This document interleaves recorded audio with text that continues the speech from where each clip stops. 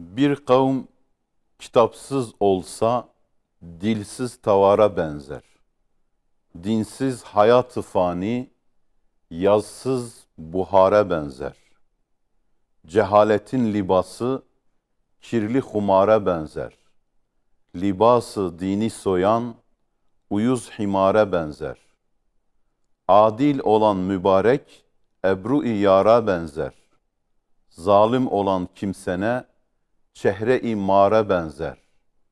Nakli ilim misilde müsmir eşcara benzer. Aklı ilim netice içsiz enara benzer. Alim olan münevver bütün envara benzer. Cahil olan zavallı mumsuz fenara benzer.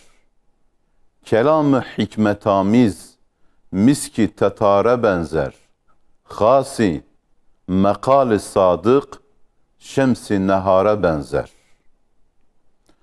Sözlerin en güzeli olan Yüce Rabbin adıyla, Rahman ve Rahim olan Allah'ın adıyla. Mısralara yolculuk programımıza bu hafta farklı bir kişilik, farklı bir şair ve farklı bir şiirle devam edeceğiz değerli izleyiciler. Ele alacağımız şair Ahmed Hasi. Ahmed Hasi üzerine araştırması olan Doktor İbrahim Dalman ile bu programımızı devam ettireceğiz. Ve bu konuda yazdığı şiirler özellikle Mevlid-i Şerif olarak Zacaca lisanıyla yazmış olduğu şiirler ve benzeri durumları bir açıklığa kavuşturup üzerinde hocamdan da fikir teatisinde bulunacağız. Değerli izleyiciler, dedik ki Mısralara yolculuk programımız sözün sahibinin, şiirin ve şairin programı olarak devam edecek. Öyle de bu programımızda bu şekilde inşallah devam edeceğiz. Öncelikle değerli hocamıza bir hoş geldin diyelim. Sevgili hocamız, hoş geldiniz. İyisiniz inşallah. Teşekkürler. Umarım siz de iyisiniz. Allah razı olsun hocam. Hocam, okuduğum bu şiir hepsini değil, başından birkaç beyit ve sonundan da birkaç beyit okudum. Ahmed Hasi'nin Türkçe yazdığı bir şiirdir.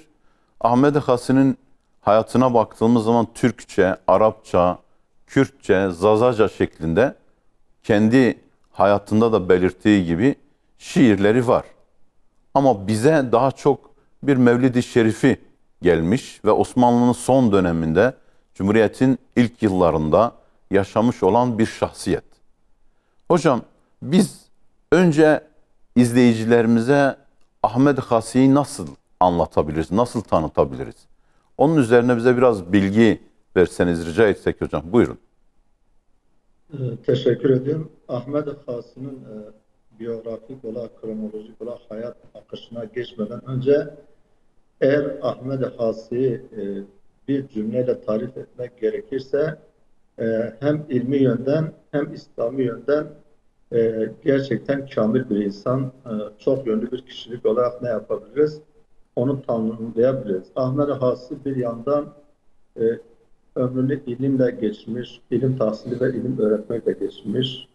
Bir yönden kültürel ortamlardan uzak kalmamış. Diğer bir bağlamda Osmanlı son dönemi ve Cumhuriyet'in ilk yıllarında da olsa dönemin meselelerine kayıtsız kalmamış. Yani birebir kendisi politik ve siyasi yapıların içinde olmasa da tavır ve davranışlarda onu tercih ettiği siyasi bağlamı ne yapabiliyoruz? Rahatlıkla görebiliyoruz, hissedebiliyoruz. Diğer bir bağlamda müthiş bir kültürel birikim var karşımızda. Espri yönü, nükte yönü ve mizah yönü, gerekirse hazır cevap yönü önümüzde olan ve her zaman Allah'ın rızası doğrultusunda tavizsiz yaşayan bir insan var önümüzde.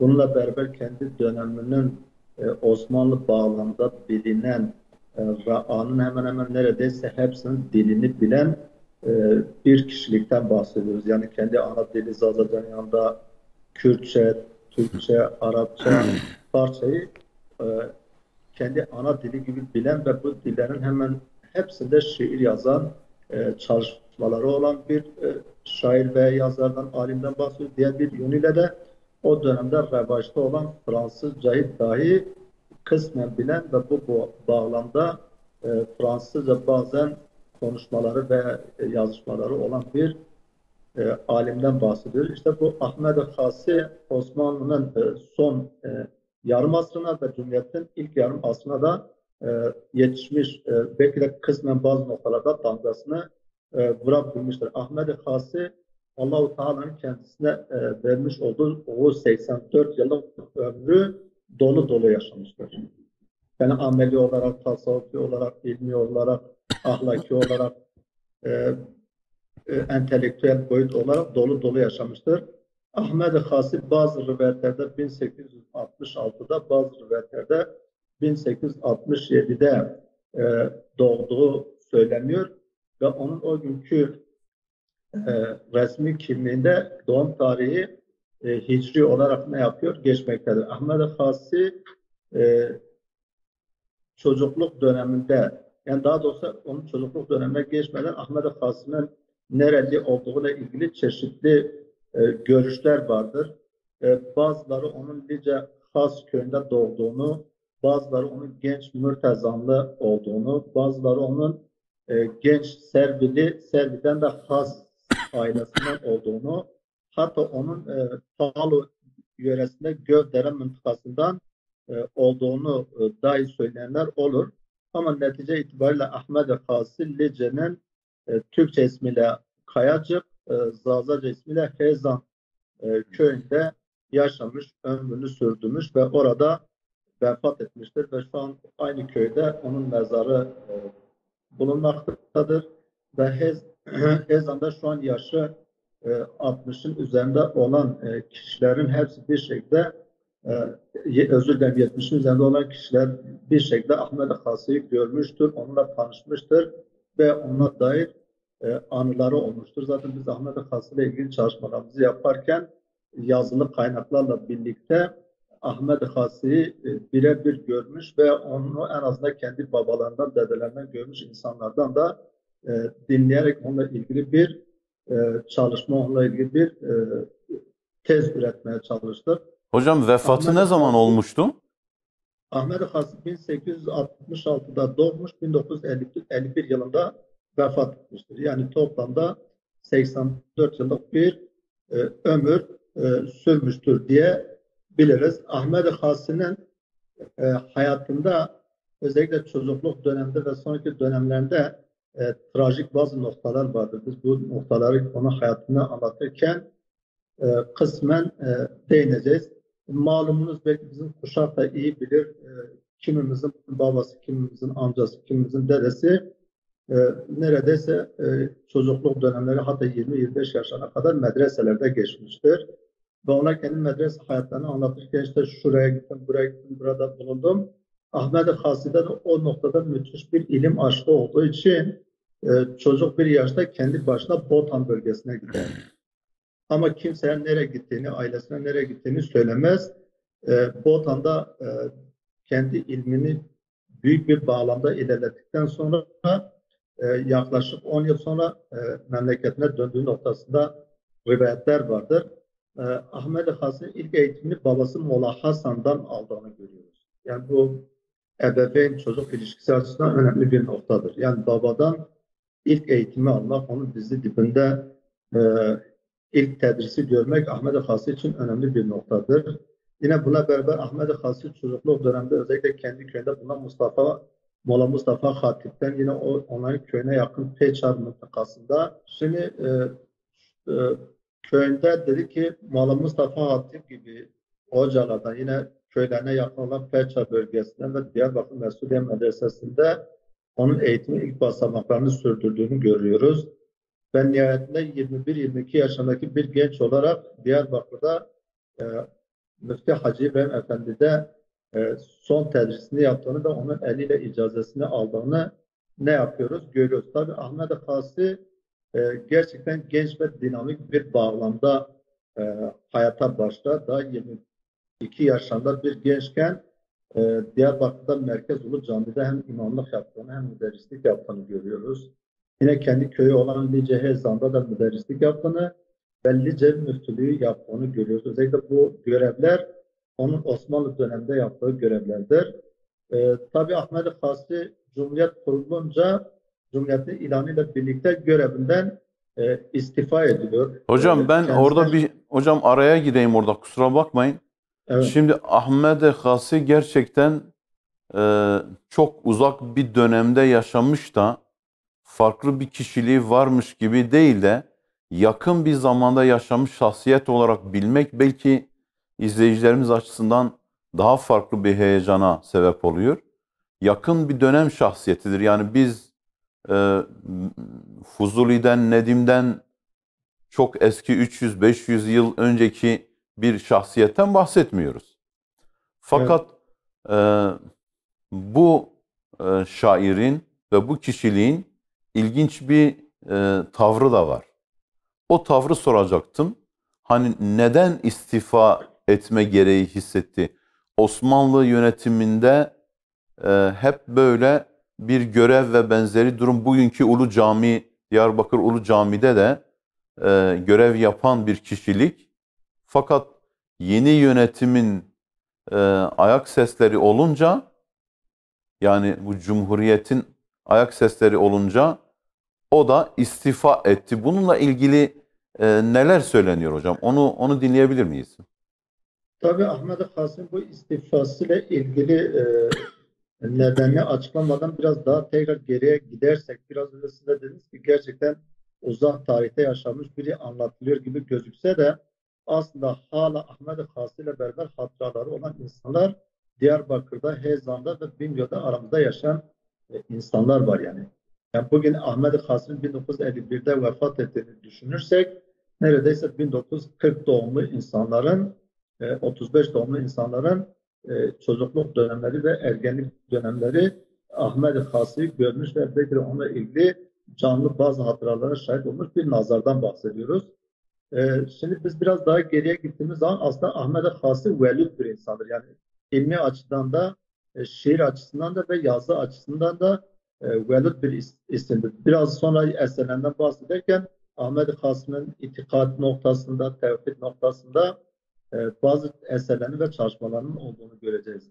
Aslında Ahmet Hasi İttihat ve Terakki döneminde bir nevi bu ümmeti Batı'nın kollarına teslim etmek isteyen ve batılı bir akılla bu ülkeyi ulusal bir noktada alabildiğine daraltmak isteyen bizim Jön Türk dediğimiz ve İttihat Terakki dediğimiz bağlama e, karşı biridir. Yani kendi çağdaşı olan, aynı zamanda Şeyh Said Rahmetullahi Aleyh'in arkadaşı olan Salih Bey Heni'yle de bir geçmişi olan bazı birliktelikleri olan bir insandan bahsediyoruz.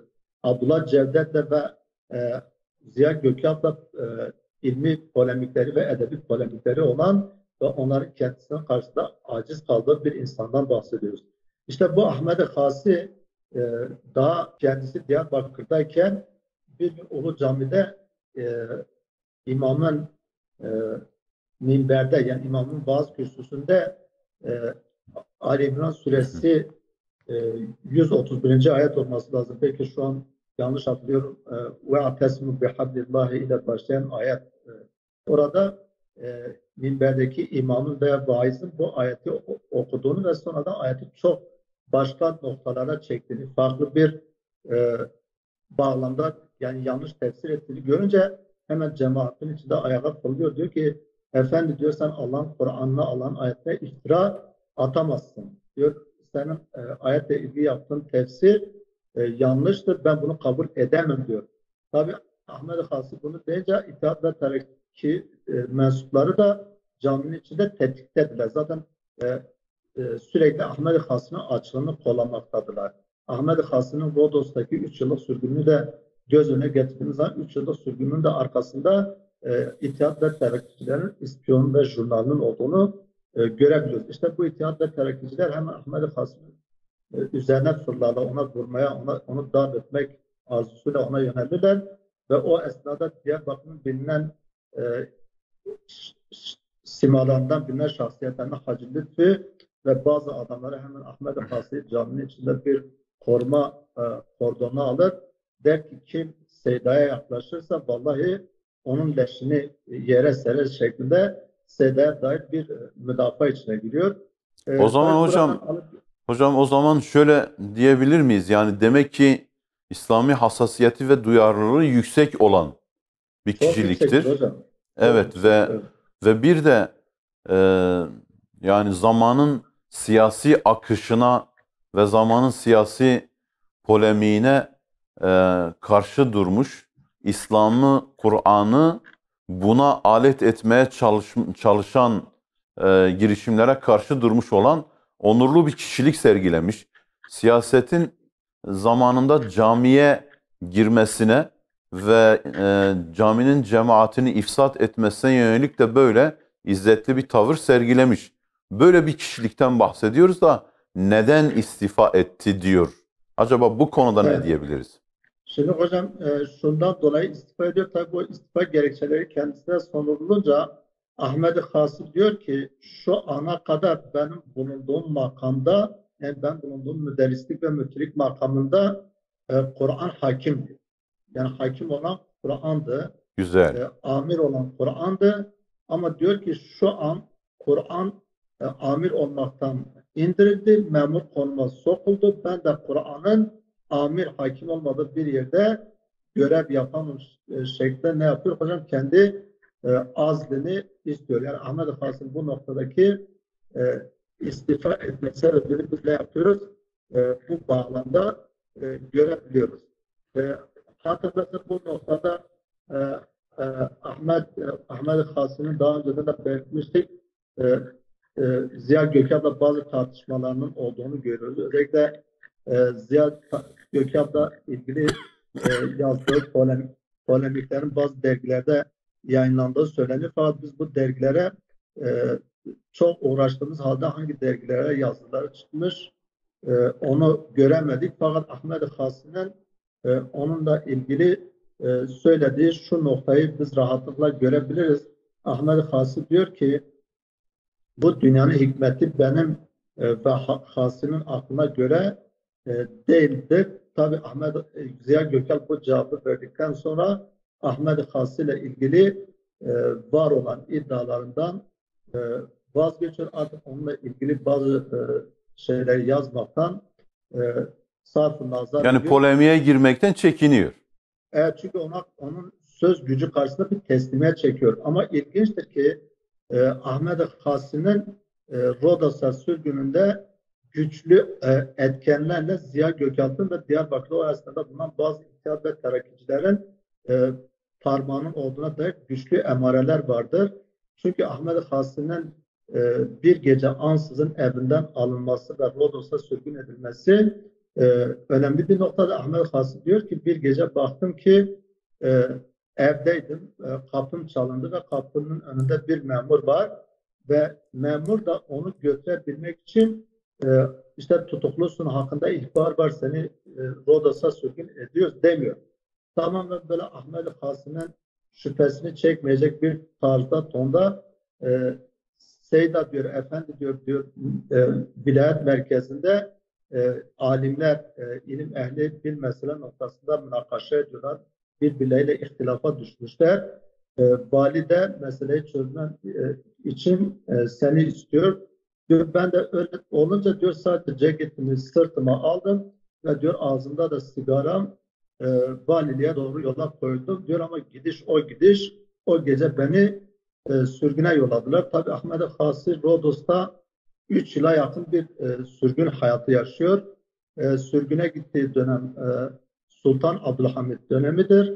Ama sürgünden kurtulduğu dönem Sultan Reşat dönemidir. Hatta sürgünden kurtulma sebebi olarak onun Sultan Reşat'a yazmış olduğu Farsça bir beytin ki divan edebiyatında da özellikle farklı ortamlarda, zeminlerde de zindana düşen birçok şairin veya alimin yazdığı beytlerle padişaha adalete davet ettiğini ve yaptıkları bu suçlamaların doğru olmadığı noktasındaki çalışmaların ve şiirlerin olduğunu biliyoruz. Ahmet Hasan de bu bağlamda Sultan Reşat'a Farsça yazdığı bir beyti gönderiyor. Ve o beytte Türkçe olarak çevirirsek o beytte şunu diyor. Diyor ki eğer avcı bir av yakalarsa ya o avı keser, ya o avı besler, ya da o avı salıverir. Eğer avcı sürekli ümitlendirmekle avını zora sokarsa bu onun büyüklüğüne yakışmaz. Böyle Evet, bir böyle beyit, kinayeli bir evet, mesaj hem göndermiş kelam oluyor. biridir, Evet. esprili biridir, hazır cevap biridir. Ve bu şekilde yazdığı bu beyt padişaha ulaşınca padişah çok duygulanıyor ve bu beytte de kendisine verilen mesajı görüyor ve Ahmed Hasi'yi salıveriyor. Tabii Ahmed Hasi salıverdikten sonra İstanbul'da bir müddet kalıyor. İstanbul'daki ortamı görmeye, gözlemlemeye çalışıyor ve Hocam, hatta İstanbul'da evet hocam, evet, e, biz onun hayatının bu kısmını biraz daha irdeleyebiliriz. Fakat onun şiir yönünü de biraz dile getirmek için söylüyorum. Tahminimce hemen hemen izleyicilerimiz onun kişiliği, karakteri, yaşadığı dönemi ve siyasi olaylar içerisindeki durumu hakkında bir bilgi sahibi oldular diye düşünüyorum. Acaba biz desek ki bu kaleme aldığı meşhur olan Zazaca yazdığı Mevlidi, bunun nasıl oluştuğunu söyleyebilir misiniz? Nasıl yazıldığını, kaleme alındığını. Bu konuda hocam biraz bilginize müracaat etsek. evet, teşekkür ederim hocam. Şimdi Ahmed Hasi'nin bu mevlidine kadar yani bu yazmış olduğum mevlide kadar biz Zaza edebiyatında e, yazılı bir eser göremiyoruz.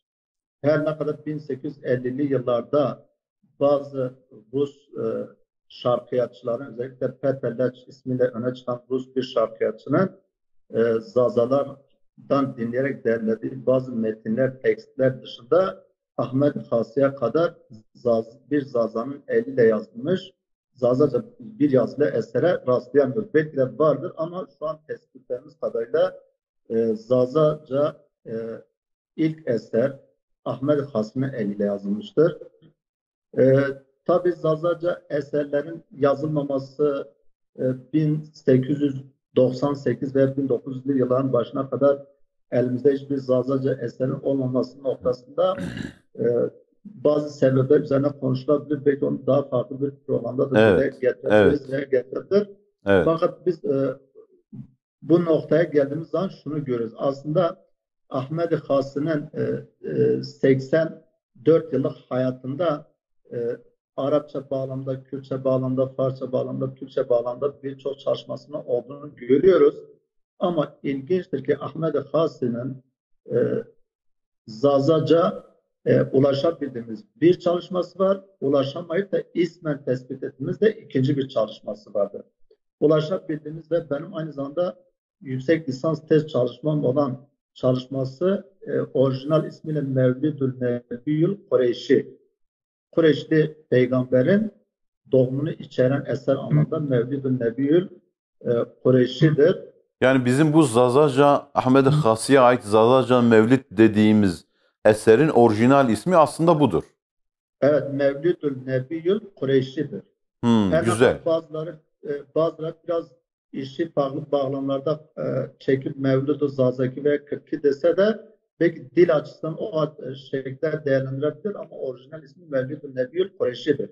Hmm. Şimdi bu Mevlid'in yazılış hikayesi ilginçtir. İlginçtir ki ikinci Zazaca Mevlid'in yazılış hikayesi de birincisine benzer. İkinci Zazaca Mevlid de Siverek'ten Malı Osman Babır'ın yazdığı bir mevlüttür. Malı Osman Babır da aynı zamanda Siverek müftülüğü yapmış. Onun da şairlik yönü olan biridir. Belki başka bir programda onu da ele alabiliriz. Evet. Mala Ahmed Hasi 23 yaşındaki bir gençken hocam yani dikkat etmek lazım. 23 yaşında bir genç Evet. ve bu aynı anda müderris yani o aynı anda kendi Hocadır. köyünde Tezan'da müderris. Tabii malumunuz hocam bizim köylerde hala devam eden bir gelenek vardır. Bizim köylerimizde Cuma'dan önce ve Cuma'dan sonra genellikle köy ahalisi caminin önünde toplanır. Bir sohbet ortamı oluşur. Böyle birbirleriyle bazı meseleler konuşurlar, masaya yatırırlar. İşte Ahmet Has bir Cuma öncesi kendi köyünün camisinin önünde köylülerle konuşurken bir de bu malumunuz Hezan köyü muhtemelen bilirsiniz ve gitmişsinizdir. Hezan köyü Zazalarla Kürtlerin iç içe yaşadığı bir köydür. Yani beraber yaşadıkları Lice'ye bağlı, hemen Fisova'ya bağlı bir köydür. O mıntıkadaki bir köydür. Burada bunlar namazdan sonra konuşurken Ahmet Hasip daha taze bir müderristir, gençtir, dinamiktir, namı duyulmuş. Bu kez o bazı köydeki bazı Kürt molalar yarı latife, belki de Allah alem diyelim, yarı da alay olarak Ahmet Hasip'i zor durumda bırakmak isterler. Derler ki ya işte bu Zazaki ne, yani Zazaca'da bir dil midir? Yani hiçbir yazılı eseriniz yoktur. Ama Kürtçe'ye gelince işte Taki Teyran vardır, Ahmet-i Hani vardır, Melek Cezri vardır, Hüseyin-i Batey vardır. Bir sürü Kürt şair ve alim vardır, eserleri vardır. Kürt edebiyatı güçlüdür. Tabii böyle deyince Ahmet-i Hası üzülüyor. Sadece diyor ki ben Zazaca'nın edebi noktada güçlü bir dil olduğunu size ispatlayacağım. Hocam ilginçtir ki bu anı da Musa Anter'in hatıralarında geçer. Yani Ahmet-i Hası ile ilgili bu anı orada geçer. Ve Ahmet-i Hası Cuma namazından sonra evine kapanır. Tam bir hafta boyunca evinden çıkmaz. Bir sonraki Cuma öncesi camiye gelir ve Cuma'ya gitmeden önce o kendisiyle şakalaşan Zazaca noktasında böyle bir tenkitte bulunan o mollalara yazmış olduğu mevlidi gösterir ve o mollalar mevlidi alınca hayran kalırlar. Ve gerçekten Zazaca'nın edebi noktada kendini ispat ettiğini Ahmet Hasi'ye itiraf edilir. İşte Mevlid'in hikayesi budur. Hocam Mevlid'in baş tarafında şöyle bir giriş var. Besmele'den sonra ben şimdi bakıyorum bendeki nüshaya. Mevlidün Nebiyyül Kureyşi. Gerçekten Kureyşi'yi salavatullahi aleyhi fil bukreti vel aşiyyi. Bu şekilde bir Arapça ibareyle başlıyor. Besmele'den sonra şöyle bir durum var. Ezbi bismillahi ibtidakena razıkı amanu hasan piyakena Rabbi hamdu şükri ancak toribi kibru medhu fakhru pürü toribi çende raybi ma sivabi hamdima la bele niri hisaban çendima hamdu şükri tu edaqat nibeni ma sera rabbi tzani vineni. Yani Zazaca telaffuz ve diksiyon açısından ne kadar başarılı oldum bilemiyorum. Fakat dört beytinde ilk dikkatimi çeken şey bunun aruz vezniyle yazıldığı hocam. Evet. Aruz vezni, yani failatun vezniyle yazıldığı ve o Osmanlı sürecinden gelen edebiyatta aruz veznini yaşatma durumunun ta demek ki bu şairin yaşadığı döneme kadar da devam ettiğini görürüz. Gerçi günümüzde de güzel örneklerini yazanlar, gençlerden tutun da kitabi olan şairlerimiz, usta şairlerimize kadar varlar. Fakat tabi devir biraz daha serbest şiir gerektiriyor veya nazmı gerektiriyor. Ama hemen baktığımda anlayabiliyorum. Yani ben ezbe bismillahi ibtidakena, ben bismillah, başta Bismillahirrahmanirrahim dedi ya, ben besmele ile bu işe başlıyorum. Razık-ı amanu hasan piyakena, aman ve hasan yani halk ve seçkinler. Evet, aynen hocam. Onların hepsiyle beraber onu kastediyor. Evet. Rabbi hamdü şükrü. Yani bir nevi onların dillerini de kendi dilime katarak, onların da söylemlerini kendi söylemime katarak bu hamdı Besmele ile başlıyor. Ama hocam şöyle bir şey de şahit oldum. Onu da mutlaka siz de görmüşsünüz. Küçükken hep hamd be hadbu Hudayi alemin diye e, başlayan mevlidi okuma geleneği de bizim oralarda yaygındı. Köylerimizde ve Evet, Ertuğrul, şeylerimizde Hüseyin yapılıyordu. Bahçeli'nin Ertuğrul Mevlidi. Evet. E, Evet. ve böylelikle bu mevlitle o mevlit ve onun gibi olan diğer başka bazı mevlitler de vardı. Adeta halk arasında yarışıyordu. Evet. Fakat edebi açıdan baktığımız zaman yani bir bakıma e, Zaza dili ve edebiyatı açısından baktığımız zaman hem İslami hassasiyet, tabii konusu da Peygamber Aleyhisselam olunca böyle oluyor haliyle, hem de edebi hassasiyet hem de bu konuda bir gayeyi ispat etme açısından olunca haliyle gerçekten de dikkat çekmiş. Siz bunun dili ve uslubu için ne diyebilirsiniz hocam? Ben baktım da böyle biraz işinizi kolaylaştırmak adına olmasın ama 14 bölümden meydana gelmiş bu mevlid ve bu 14 bölümün yanı sıra da e, sanki 366 beyitten oluşmuş. Bunu bir hafta Evet. yazması az bir emek değil. Yani kendini tamamen bu işe vermesini gerektiriyor. Hiçbir şey yapmaması gerektiriyor. Dolayısıyla şimdi böyle bir eseri ortaya koyması, bir haftada yazması takdir edilecek bir şey. Ama bu eserin dili açısından, üslubu açısından ne diyebiliriz, teması açısından ne diyebiliriz? Onu size bırakıyorum hocam. Buyurun. Evet, teşekkür ederim. Hocam, şimdi gerçekten Ahmet Kasım'ın Mevlidi benim aynı zamanda yüksek lisans tez çalışma konum olunca yani bu Mevlid'le ilgili diyebilirim ki rahatlıkla ya doğrudan ya dolaylı yani yüzlerce kaynağı taramak zorunda kaldık. Yüzlerce yazılı ve sözlü kaynağa ulaşmak zorunda kaldık. Ve hatta Allah'a şükürler olsun bu Mevlid'in çalışma vesilesiyle e, Türkçe ilk Mevlid Süleyman Çelebi'nin ilk Mevlidiyle Kürtçe Melih Hüseyin Batı'nın ilk Mevlidi ve Ahmet Hasım Mevlidi'ni de bir makale çalışma olarak onları merhaba kısmıyla böyle bir karşılaştırmaya da tabi tuttuk. Tabi o üç mevlid arasındaki ilk üç mevlid Türkçe, Kürtçe ve Zazaca üç mevlid arasındaki o karşılaşmayı yaparken şu noktaya rastladım. Yani hem Süleyman Çelebi'nin hem Malak Hüseyin Batı'nın mevlidlerinde başlıklar Arapçayken Ahmet Hasan'ın mevlidlerinde başlıkların dahi Zazaca olduğunu görüyoruz. Yani bu önemli bir noktadır. Yani başlıklar dahil yani o 14 bölüm dediğiniz her bölümün başlığının Zazaca olması ve bütün beyitlerin orijinal bir Zazaca ile olması tabii Mevlid'i önemli kılıyor.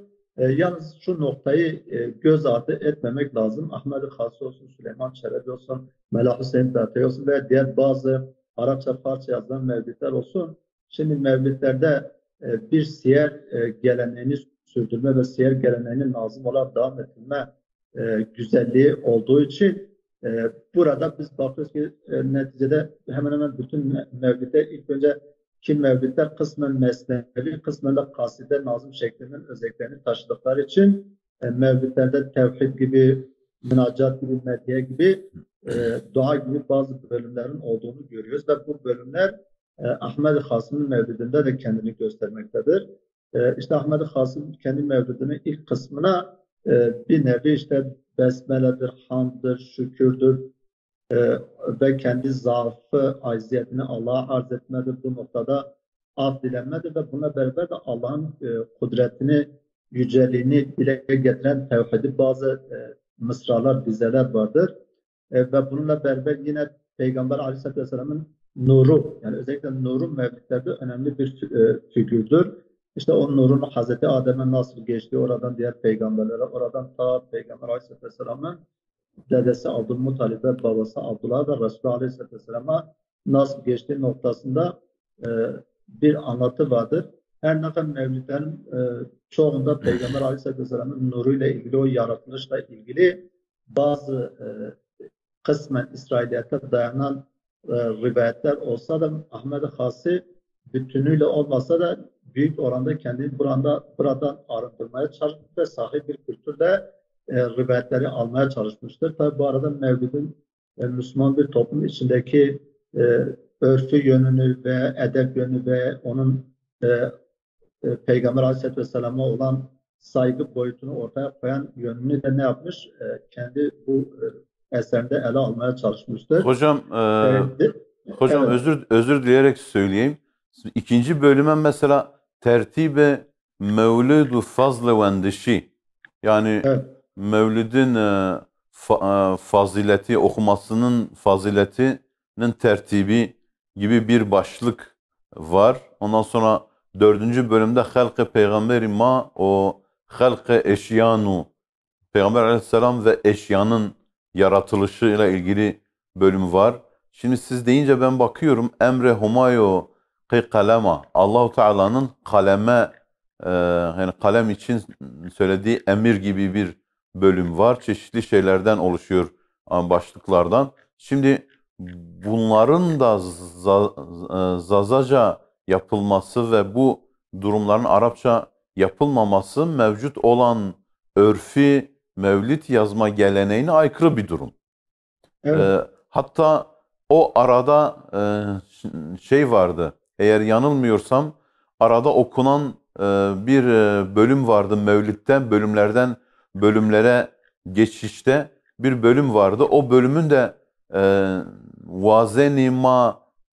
vazeni germa halasiye tamam vatişe ma es-salatu vesselam. Evet. Gerdwetin diye Kürtçe başlayan bir bölüm vardı. Tam hatırlayamıyorum. Herhalde onun muadili olan bölüm olsa gerek. Ve o bölümler arasında da bu var. Dolayısıyla fazla bir taklitten çok bir orijinallik olması açısından böyle yaptığını düşünüyorum. Bilmiyorum yanılıyor muyum?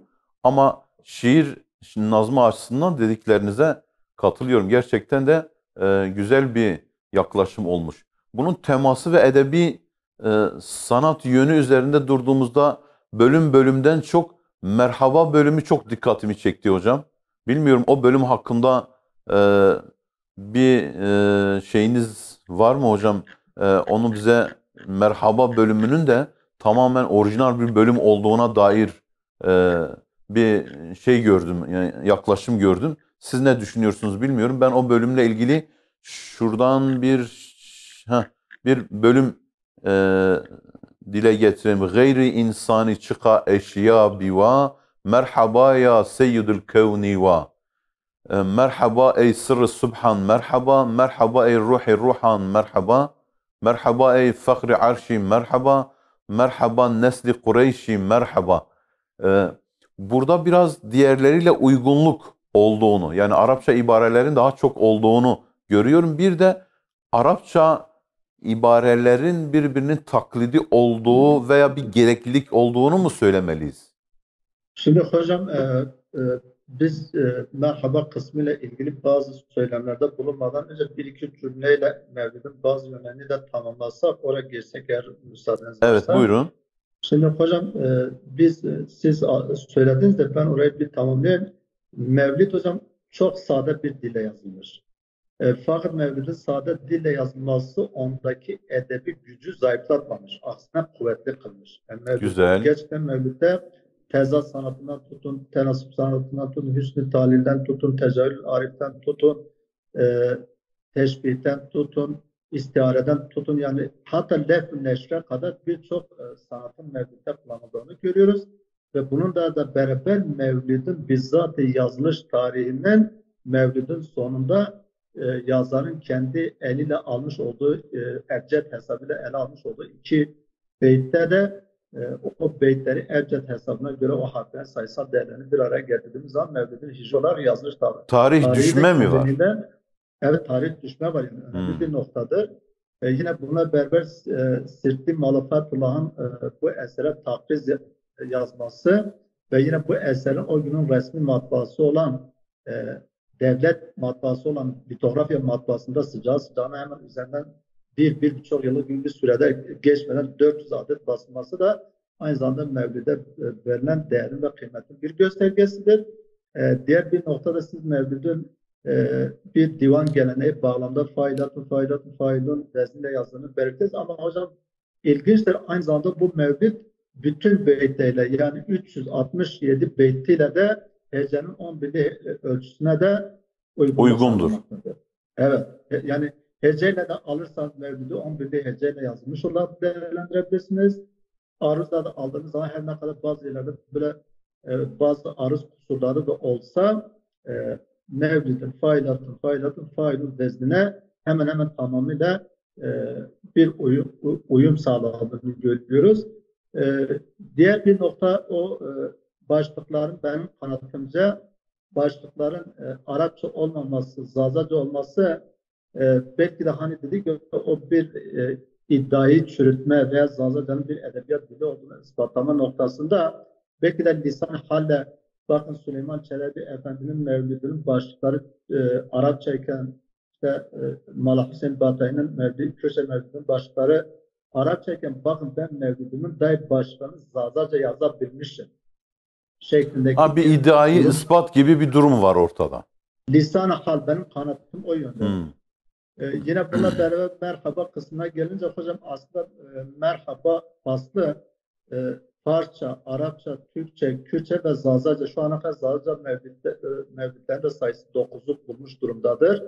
Yani bütün bu dillerde yazılan mevlidlerde aslında merhaba faslı birbirine nazire gibidir. Yani bir şairin diğer şairin mevlidine nazire gibidir. Çünkü bunların birbirinin taklidinden ziyade birbirine benzemesinin sebebi burada hem Rabbül Alemini selamlama vardır.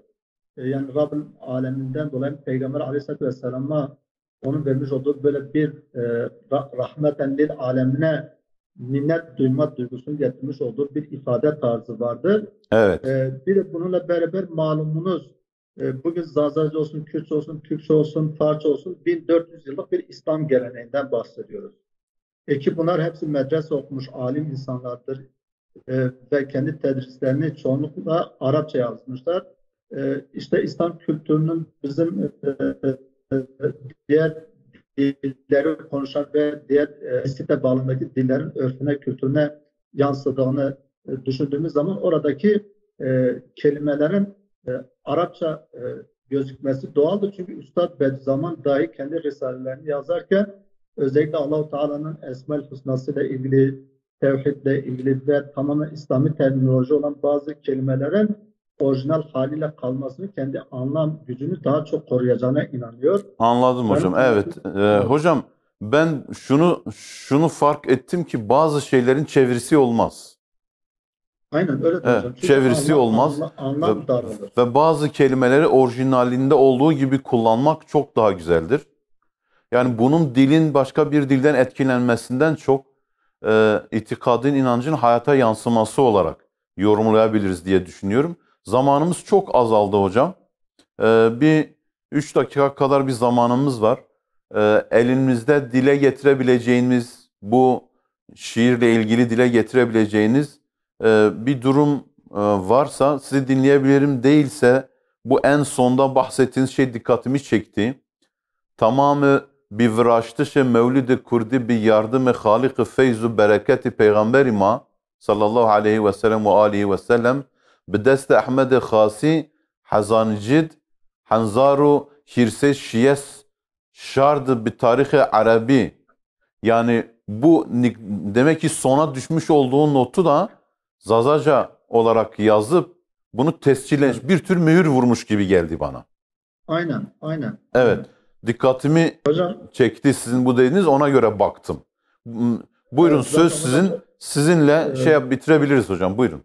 Hocam teşekkür ediyorum. Ben burada belki konu eksik kalmasın diye gerçekten Ahmed-i Khasi'nin nüktedanlığına ve onun akıllı ve zeka noktasındaki heybetine dikkat etme açısından 2 tane nüktesini ele alıp o şekilde bitireyim.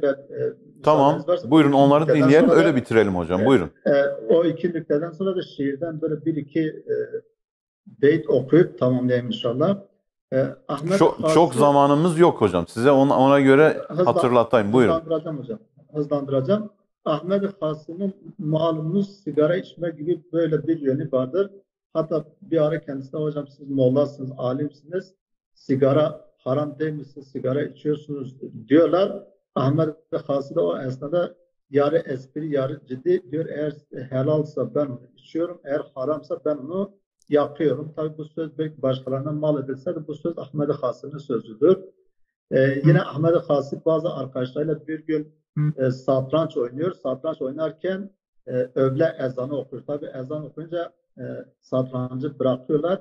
Birlikte namaza gidiyorlar. Namazdan gelince birkaç satranç taşının yere düştüğünü ve birkaç taşın da eksik olduğunu görüyorlar. Tabii herkes merak duygusu içinde bir tarafa gidiyor. Ahmet Hasi de tam onların aksine gidip çalı çırpının içinde taşları arıyor. Hayret ediyorlar. Diyor ki Seyda sen niye çalı çırpının içinde taşları arıyorsun? Seyda diyor ki ben bir tane taşı alıp dilime sürttüm ve baktım ki taş tuzludur. Demek ki biz satranç oynarken elimiz terlediği için elimizdeki ter tuzu taşa geçmiş ve keçiler de tuzu sevdikleri için muhtemelen taşları keçiler gelip almışlar ve gerçekten de Ahmet Hasan'ın dediği gibi çıkıyor ve o şekilde taşları o çalı çırpının arasında bulup Evet, hafiyelik getiriyorlar. yapmış. Evet, evet. Ve şu beytlerle bitirelim. Buyurun. Hasili hendi çihi vacı ey beşer yuku homayu beşu arşu huser vasfiye hendi yeni batış tamam gel mahema vacı ila yevmil kıyam hem kelam-ı halık-ı batı teder kat yeni müştüş bibi bahri hubur hem hini sırrı tere esti heman nişken bacı ebed yeni zuvan çünkü meydan feka harfan niyo sırrı subhanı lezi be bacıyor hasılı anci hema Rabbul umem ker nazıl Mekke'de sahabi kerem badi zülmen yev şerik la cerem kert hicret şu Medine zül alem dest serizi mendi Medine'de tamam ömreyi hiriyo şeşti ve selam vazen germa halasiye tamam batış ma es-salatu ve selam. Evet. Allah Teala bu vesileyle Ahmet Hasi'ye rahmet eylesin. Rabbimin lütfu keremi onun üzerine olsun inşallah. İnşallah. Hocam katılımınız için Allah razı olsun. Akademik hayatınızda da başarılar diliyoruz hocam. Başka bir programda ve başka bir konuda tekrar sizlerle buluşmayı temenni ediyoruz hocam. Ben de böyle bir programla beni şereflendirdiğiniz için ve Zazaca Mevlid'in de izleyicilerimiz nezdinde bir nebze olarak bilmesini sağladığınız için teşekkür ediyorum. Hayırlı yayınlar. Selametle. Değerli izleyiciler, Ahmet Hasi'nin söylemiş olduğu son iki beytin tercümesini okuyarak bitirelim. Allah'ım kendi isminin hakkı ve hürmeti için biz fakir ve kimsesizleri mahrum eyleme. Allah'ım bizi hayırlı bir son ile rızıklandır. Bütün Müslümanlar için Mevlid'i bitirirken Fatiha'ya davet etmiş. Tabii Mevlid'deki bitirme uslubu da bu. Değerli izleyiciler, bugünkü programımızda Ahmet Hasi ve onun şiir ve poetikası hakkında, hayatı hakkında konuştuk. Dönemi hakkında konuştuk. Başka bir programda, başka bir şair ve şiirleri üzerinde tekrar bir araya gelmek üzere Allah'ın selamı, rahmeti ve bereketiyle. Allah'a emanet olun.